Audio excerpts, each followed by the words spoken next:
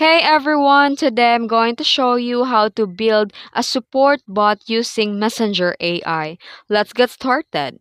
So, important note, since the Messenger doesn't currently support AI chatbot building directly with the Messenger app itself, but Facebook Messenger bots can be created using third-party tools like ManyChat, ChatFuel, or via Meta for developers. So today let's show and use the ManyChat app.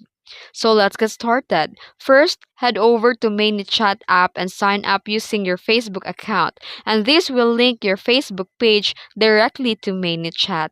And once you're inside your dashboard, go to automation and go to welcome message and type a friendly greeting and how it can help today and add a quick reply buttons like pricing, location, or support.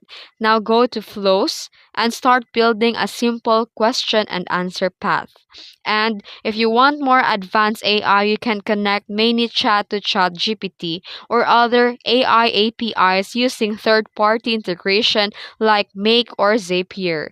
It's perfect for smart replies. And that's it. Your own Messenger support bot is up and running. If you found this video helpful, please like, subscribe, and hit that bell icon for more automation and AI tutorials. Thanks for watching.